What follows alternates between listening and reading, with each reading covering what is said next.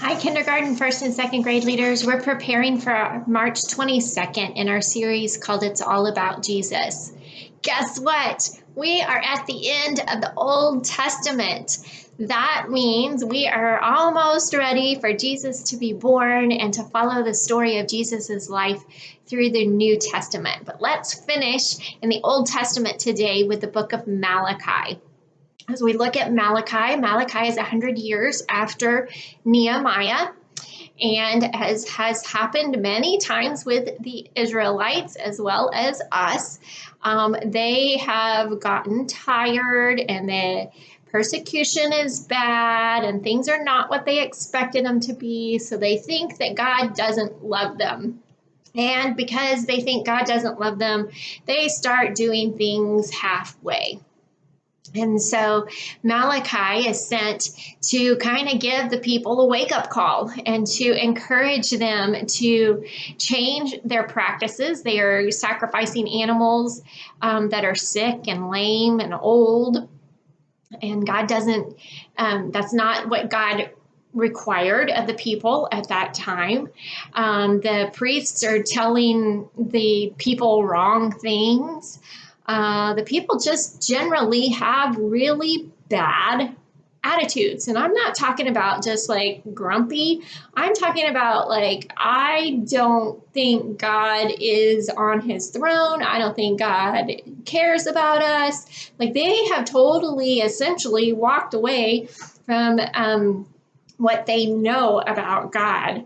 And so Malachi comes to remind them that God does love them, that he desires good for them, and that good is coming. They're going to have to wait a while longer, but that in the waiting, that doesn't mean that God forgot them.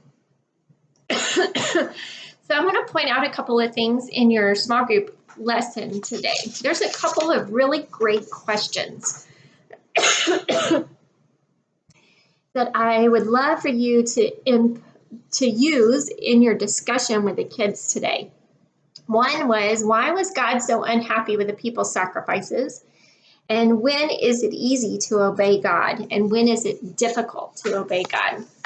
During our large group lesson today, I'm planning on making some big boxes of things that we're using with the little kids to show kids and let them see if they got this as a special gift.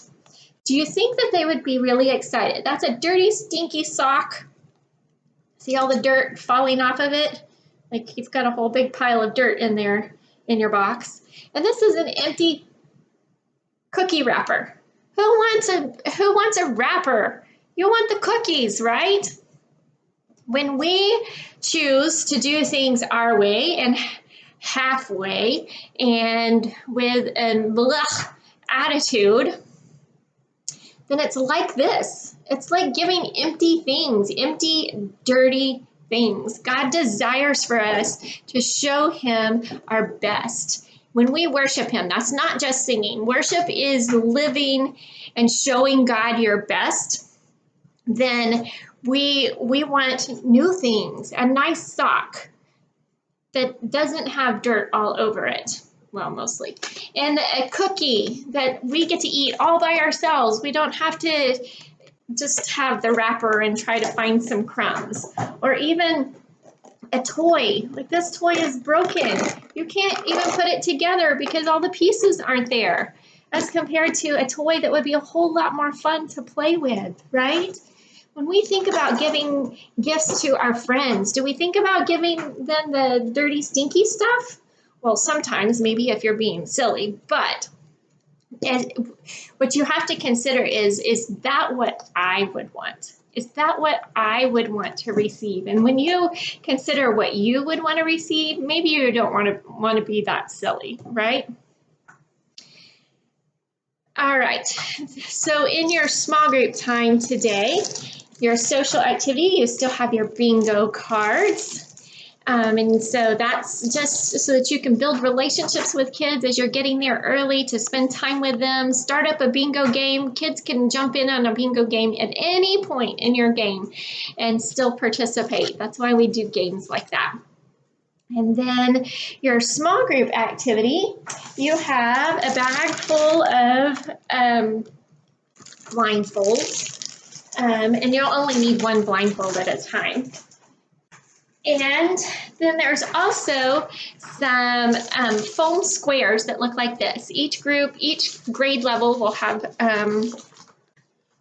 about 6 or 7 foam squares, and these you will use to make your path. It was easier to do this than carpet squares, and so it's the same thing as the carpet squares in there. I feel like with when the kids are blindfolded, there'll still be enough texture for them to understand where the path is, and maybe you want to show them where the path is. So what you do with your foam squares is lay out a path on the floor and encourage kids to put the blindfold on and try to lead them through the path blindfolded. In other words, they're going to have to feel where to step up onto the path so that they can know how to get down the path, right? And this is such a great picture for us to see.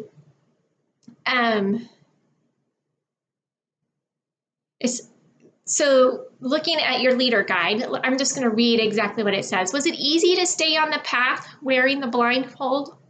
It's hard to know where you're going when you can't see the road in front of you.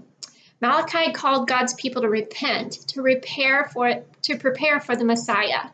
Malachi prophesied that another messenger would prepare the way for Jesus to come. This messenger was John the Baptist, and he would be the last prophet before Jesus. We're learning about the last prophet in the Old Testament. John the Baptist was considered a prophet right before Jesus, and John the Baptist was Jesus's cousin. And so talk about the path. Go back to the path. Go back to your questions. When is it easy to obey, and when is it difficult to obey? Like maybe it was fun and really neat to try to follow that path blindfolded today, but sometimes when a teacher or a parent or a friend tries to direct you and ask you to do something, is that easy or is it hard? Sometimes it's hard, right? Sometimes we don't want to do what somebody else wants us to do. Who wants to clean the toilets one more time? Who wants to continue to fold the laundry? Those aren't necessarily fun things. But as my mom reminds my kids, if you ever feel like you're bored, there is always something you can do. And so she gives them clothes to fold or some task to do that would help them remember that they don't have to be bored, that they could make a choice and do something anyway.